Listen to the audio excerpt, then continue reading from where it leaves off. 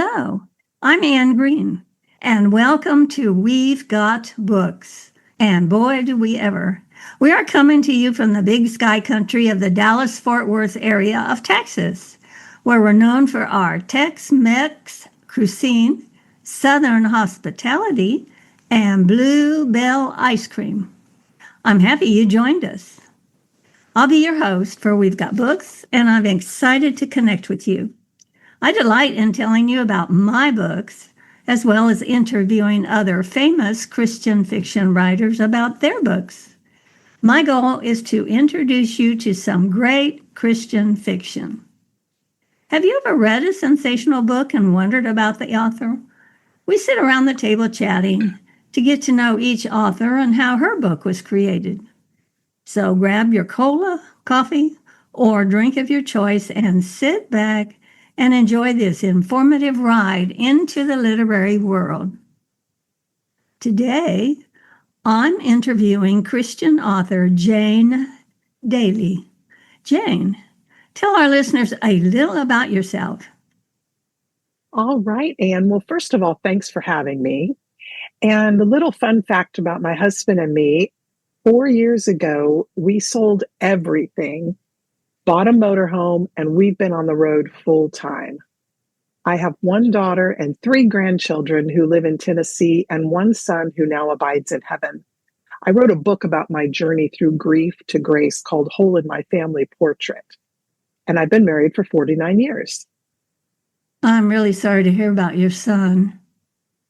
Where do you live now? Our listeners are interested in knowing all about you. I currently reside outside of Chattanooga, Tennessee, but as a full-time RVer, I really don't have a home. My goal is to camp in all of the lower 48 states before I retire from this lifestyle. Okay. So how long have you been writing? About 16 years. My first book was traditionally published in 2015. And what sort of Christian fiction do you write? I started out writing women's fiction, but I love a good romance, so I thought I'd try a new genre. I have 6 happily ever after romances and 3 romantic suspense. But my favorite genre to read and write is women's fiction. I tackle tough subjects like abortion, infertility, adoption, infidelity, and addiction. Yeah, that sounds really good. So you dip your toe into several genres. Women's fiction does give a writer more ability to write about important issues. I enjoy reading women's fiction. What book are we discussing today? I will be talking about my newest release, Diamonds and Dynamite. It's book 3 in my Gold Country series. It released in June. I have a fondness for the Gold Country in Northern California, so I have 3 of those books set in that kind of hilly, ranchy type area. Diamonds and Dynamite. That's a dynamic title. Does draw one in to want to read Diamonds and Dynamite. How many books have you written? I have written 17 traditionally published books, and Diamonds and Dynamite makes number 17. That also includes the 2 nonfiction books, the one that is about my son and our journey through his death. I also co-wrote a book on marriage that was self-published by Dr. Deborah Bowers. And I have a nonfiction, it's called The Caregiving Season, and that's about baby boomers who are caring for their elderly parents. There seems to be a lot of that going on right now as people are living longer. Well, 17 books are quite a few. You have worked hard. I know because as of today, I have 30-some books published. Wow. I'm sure our listeners would love to hear more about your road to publication. Well, Anne, like a lot of people, I always said I would write a book someday. I mean, I'm sure you hear that a lot. I hear it from people. Oh, I'm going to write a book someday. Well, my day came when I was on medical leave from work. I'd had this vivid dream and I thought it would make a really cool opening scene for a book, but I didn't get that one published first. I was encouraged to write that story about my journey from grief to hope when my son was diagnosed with terminal cancer. And after that was published, then I wrote that caregiving book. But once that was picked up by Focus on the Family, I knew I had to return to writing fiction. And I I love reading fiction. I love writing fiction, and I'm sure your listeners can relate to that. You had an interesting journey.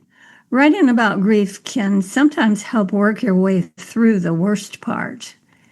Although, after losing a child, I would think grief never really ends. So, what is Diamonds and Dynamite's takeaway? The takeaway from Diamonds and Dynamite is that redemption is possible, even to someone who feels they don't deserve it. Redemption meets life is the theme of all my books. The main character, Stephanie, is a recovering sex addict. Don't worry, it's all hinted at, no steam. She's left the FBI to take on a less stressful role because she's caring for her mother with early onset dementia. The main male character believes his career is over because a little boy died while he was helping with hostage negotiations. So that's kind of the overall theme, is that redemptive theme. Well, this will be my first book reading about a recovering sex addict. I confess I'm more than interested. Sounds like your two main characters have a lot to overcome. I'm intrigued to discovering Diamonds and Dynamite's theme.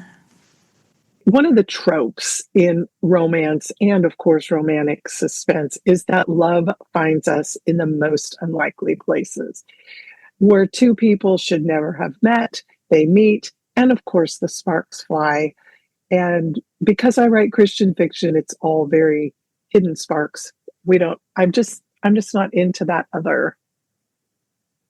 Well, Jane, I really agree. I've recorded other podcasts with strange, unlikely, and wonderful meeting places. Listeners love hearing about a hero and heroine's meeting. I'm wondering, is writing fun for you? Just like every author, I would say writing is fun, but it is also one of the most difficult things that I've ever undertaken. I hope you would agree with me, Anne. But I do love writing because writing is making up stories and interesting characters. And for me, it's like reading a good book. I I think that writing is a way for I'm not artistic, so writing is a way that I can be creative without having to be stressed about not being able to draw or create anything like pottery. It just yes, writing is fun, Anne, but it is also so hard. I really agree with both of those things. I really prefer to write a knock your socks off book to reading one. I'd love to hear some more details about Diamonds and Dynamite. How about if I share the tagline? When a stolen diamond, a deadly cartel, and a secretive mind collide, love might be the most explosive force of all. I love the idea of love being an explosive force. So, who's your favorite character? In this book, Stephanie she's the main female character, and I love her because even though she's this tough former FBI agent, no holds barred, tells it like it is, she tenderly cares for her mother, who is suffering from early onset dementia. She's kind, she's so tender with her mom, and I love the fact that there's such a dichotomy in her personality, that this tough side, but this really tender side. Stephanie sounds like a delightful character. I'm curious about how you included dementia with a suspense novel. Her relationship with her mother adds a new dimension to your romantic suspense. Our listeners love to have the author read her back cover copy. Will you do so? Well, sure. I would love to. Hunted by vengeance, trapped by secrets. When her mother is diagnosed with rapid onset Alzheimer's, FBI agent Stephanie Bohannon leaves her post to accept a quiet assignment near home. But the serenity of the family's secluded cabin is shattered by the arrival of an uninvited guest. Veteran hostage negotiator Max Parrish is running from a mission that ended in tragedy and from threats that promise vengeance. Forced off the grid, he retreats to a remote cabin in search of anonymity and silence. And as unseen forces close in, Stephanie and Max realize they are being hunted. The truth they need may reside with Stephanie's mother, whose fractured memories and cryptic fragments hint at a danger far greater than either of them imagined, danger that is drawing ever closer. That sounds really interesting. I do love a good suspense. My listeners often ask me to get the author to read an excerpt from her book. Would you mind? Maybe read where the hero and heroine meet? Well, sure. That's always fun, isn't it? To have that meet cute, although in this particular story is not a meet cute because it's not cute. So in this, I'll give you a little setup. Stephanie is going to her family's cabin up in the mountains in Northern California. And she's taking her mother. They're thinking they're going to have a nice long weekend before Stephanie starts her new job. Unbeknownst to her, Max is also staying at the cabin, and they don't know that each other is going to be there. So in this chapter 2, I will start right here. Stephanie crept across the breezeway, hugging her coat around her neck. Even with the thick plastic covering the screens, the temperature out here numbed her nose. The flashlight batteries must have been ancient. They barely illuminated her trek from the main house to what they called the guest wing. Before her parents' divorce, Stephanie used the separate bedroom and bathroom out here, savoring the privacy. Using her key to unlock the door leading into the laundry room, she pushed open the door and stepped into the pitch black room and screamed. A hand clamped over her mouth. "Who are you and why are you here?" The man's voice was low and hard, his breath hot against her ear. Stephanie let her body relax. The man's grip loosened and she used the leverage to rear up. The back of her head hit the guy's nose with a satisfying crack. He cried out in pain and released his hold. Stephanie whirled and took a step back and shined the flashlight in his direction. The weak beam illuminated an average-sized man holding his nose with one hand. Blood dripped between his fingers. "You broke my nose," he exclaimed, taking a step toward her. "Don't move." He ignored her and reached into the bathroom for a towel. What Stephanie could see of his eyes showed twin glints of rage. Her stomach did a barrel roll. Her gun was still in the car, cradled and locked in a locked metal case. All she had was this Dollar Tree flashlight to defend herself. So that is their meat. Well, that sounds really good. I really enjoyed your reading there. That was quite interesting. Well, is there anything else you would like to tell our listeners?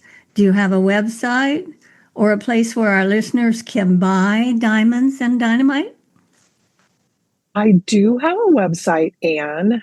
It's Jane S as in Sam Daly.com. And I always tell people, please include the S because there's an actress named Jane Daly and she has the domain. So it's janesdaily.com. They can find all of my books on my website. It will connect them directly to Amazon. And I also love it when readers sign up for my newsletter from my website. The newsletter is called Rigsby on the Road, and I chronicle my travels as well as keep readers up to date on new releases and books that I've read and loved. And of course, all my books are available on Amazon, and most are on Kindle Unlimited. Okay. Sounds like a good place for listeners to go. JaneSDaly.com. Once again, our time has zoomed by.